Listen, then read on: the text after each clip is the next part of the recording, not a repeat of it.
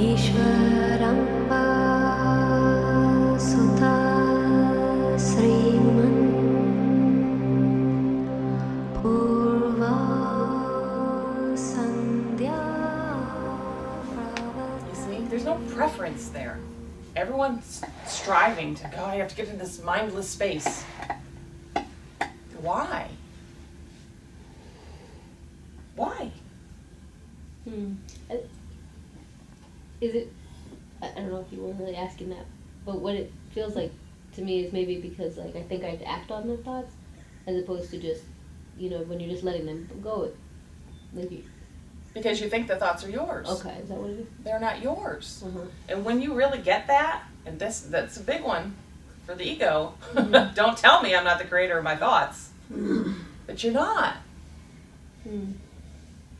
All thought is present, right? You conduct a certain kind of thought based on your conditioning. That's it. That's it. That's it. As you do dissolution work, the way we do here, you're going to find that the thoughts that do run through start to change, right? They back off and they literally will start to change. So a thought that you may have had 2 years ago, you don't even have it anymore. It just doesn't even show up for you anymore. It's because you weren't receiving that anymore. You aren't, you've turned your satellite dish. It doesn't need to receive it anymore. So it's really not ours? No. Oh, no. No.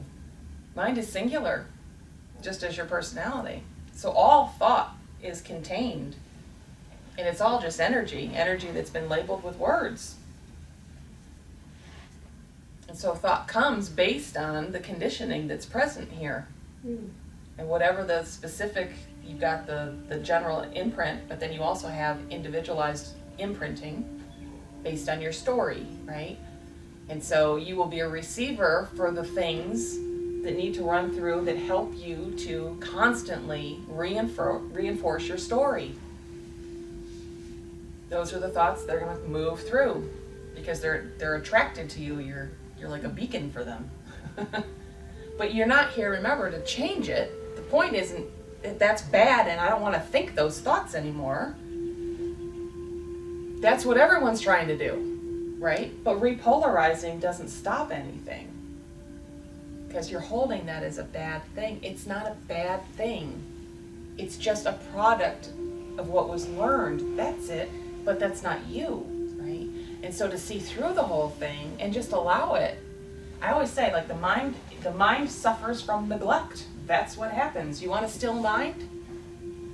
You want a still mind? Neglect it. How do you neglect it? Recognize that it's not you and there's nothing to believe in there. It just isn't. And so let the thought come. Who cares? Let the thought come. I hate my job.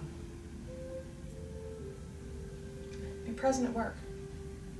If you're present at work, you're not going to be in a state of hating it or loving it. You're just going to be present with it. Period. In order to hate it, you have to have a story. In order to love it, you got to have a story. If you're just here with it, there's no story because you're just here. Just show up and do the work. It's 12 out there. You see, just show up, do the work. There's no story there. And it's the same for anywhere in your life. I hate my kids.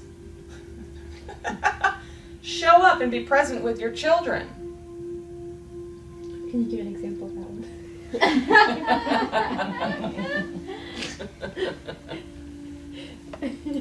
Sure. Just show up and be the mom. Just show up and just be present. So kid comes into room and you can tell, of course, projection by the way that the child is presenting, that the energy that's coming in front of the child, you could tell what's coming next. Projection, right? Based on past experience. So in that moment, what happens? Story wants to run. God, I hate it when he comes to me like this. And you're already going, oh, he's going to want to fight. I can just feel it. Just stop. Just be present. Let the kid walk in the room. Let him do what he's going to do, right? And just be present. You don't need the story, because the story is going to set up how you react to the kid. Just be present. Being present allows for a whole huge potentiality of things that you never would have even contemplated if the only thing you looked at was your story, right? And know that your story is only your own resistance, period. And it doesn't have to be there. And it can't be there if you're present, right?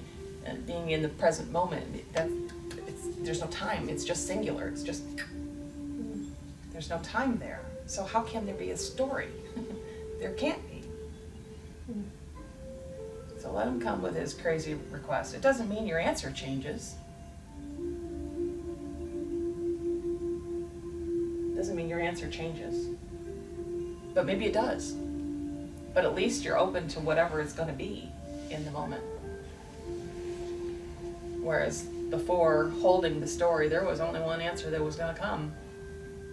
Because that's all you're capable of when you're holding that is your story. Yeah.